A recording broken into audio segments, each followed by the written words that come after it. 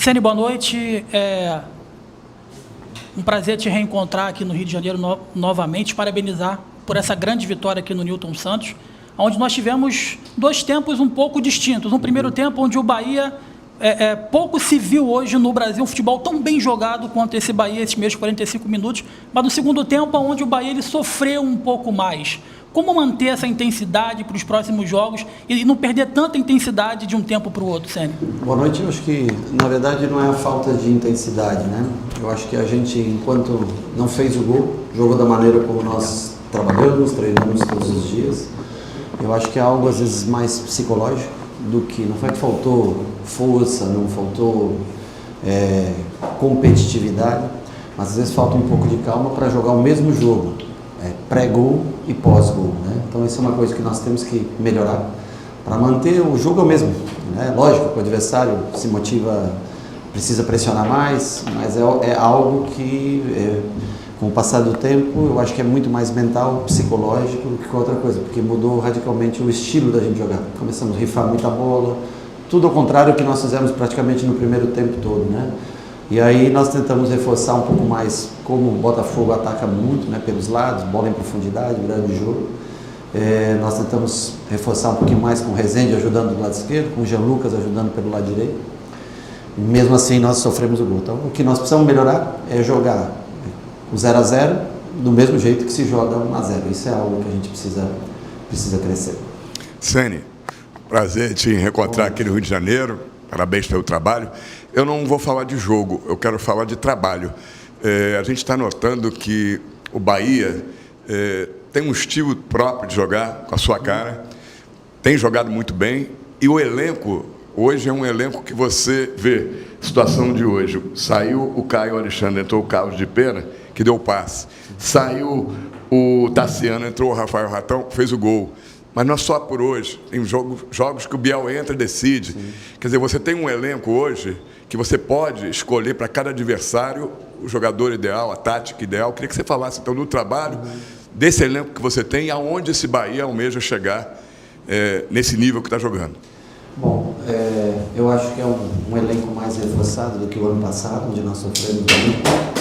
Eu acho que muitas vezes você não tem a exata característica, por exemplo, nós não temos um Cauli na hora disso, mas a gente pode suprir com outras, de outra maneira, por exemplo, posicionamento hoje com o Biel, com o Ratão e Ademir, um time que contragolpeia mais, que tem mais velocidade, né? O Depena, como você falou, entra na posição do Everton Ribeiro e consegue fazer uma jogada que decide praticamente o jogo.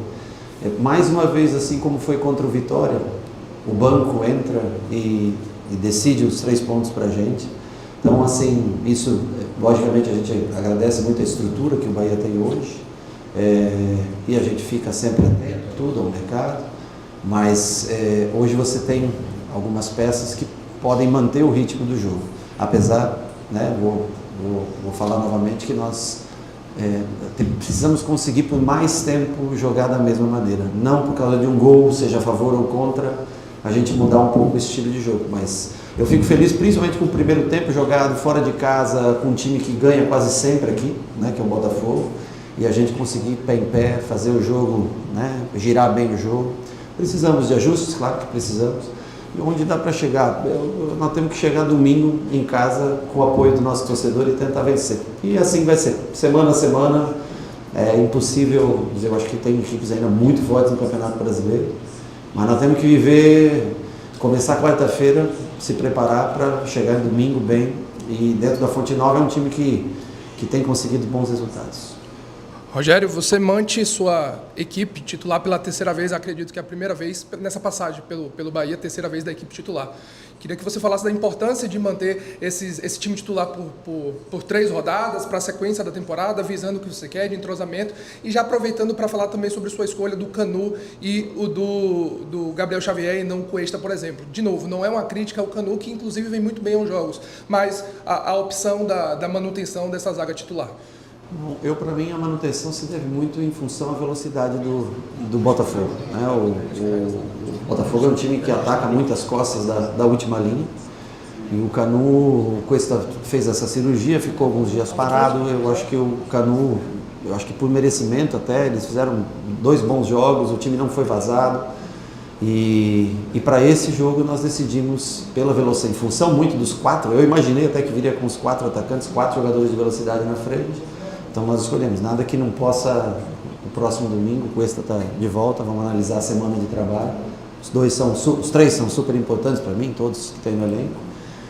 A primeira parte da pergunta que você fez sobre a manutenção por 3 jogos seguidos da equipe titular. Eu treinei essa semana 2 formações distintas e através do treino até você também, né, eu não queria passar um recado, por exemplo, poderia trabalhar com 3 zagueiros hoje, poderia ter trabalhado com o Rezende mais atrás, mas a gente quer tentar sempre passar um recado, especialmente para interno, né, para os jogadores, que não é porque a gente está jogando fora de casa que a gente muda a maneira de jogar.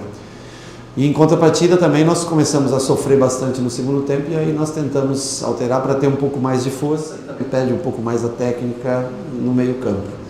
Mas eu fico feliz porque a rodagem do elenco em janeiro, fevereiro e março é o que possibilita, e o espaçamento, logicamente, por não ter um jogo de competição ou Sul-Americana ou Libertadores, né, no meio de semana, nessas 2 semanas cheias, possibilitaram a gente a ter hoje, né, talvez também o sofrimento de jogar sábado e terça bem compacto, mas ter 5 dias para hoje, possibilitou a chance de repetir essa equipe. E eu fico feliz porque pela primeira vez fora de casa a gente consegue render, no primeiro tempo ao menos, né, não no jogo todo, mas no primeiro tempo a gente consegue render tão bem fora de casa, os primeiros 45 minutos, como a gente rende normalmente na Fonte Nova. Boa noite, Rogério. Geralmente é falado de um gramado pesado e tal, e você sempre exalta o da Fonte Nova, do futebol rápido. Qual foi o ponto determinante também que a gente pode falar desse gramado, que é muito rápido, né, e que tinha uma desconfiança de como o Bahia iria desenvolver-se diante de um gramado sintético, mas o Bahia hoje pegou um gramado bem mais rápido na temporada, né? Eu acho que dos sintéticos que eu já joguei, né, esse é o melhor sintético, porque ele é rápido, mas é um gramado gostoso de se jogar. A bola percorre com bastante velocidade, não muda a direção. Quando você monta um meio campo como esse que nós temos, ele é visando o toque de bola. E para isso, o campo bem molhado, bastante molhado antes do jogo, gramado liso, ele favorece. Precisamos ainda ter mais algumas... não é só o meio campo, né? A defesa, o ataque também tem que funcionar nesse mesmo ritmo e isso requer um pouco mais de tempo. Mas dos gramados sintéticos eu gosto bastante de jogar aqui no Engenhão. Claro, você tem um gramado natural, é melhor, mais macio. Mas para rodar bola, esse gramado é um gramado que ajuda bastante. Rogério, aqui ó. Alan Santos do BTB Esporte, parabéns pelo triunfo. Queria que você falasse um pouco sobre pressão. A gente acompanha você, a gente está sempre nas coletivas, mesmo lá na Arena Fonte Nova. Fala um pouco sobre pressão, porque a gente sabe que esse ano do Bahia oscilou bastante, entre momentos bons, entre momentos ruins. O torcedor que pegava hoje no seu pé, hoje exalta também o seu trabalho, essa sequência de 5 jogos sem perder. Como não entrar naquela questão do oba-oba? Hoje o Bahia é o 2º colocado. Como lidar também com a pressão? Para mim, pressão é o que você está vivendo lá no Rio Grande do Sul. Isso é pressão na vida.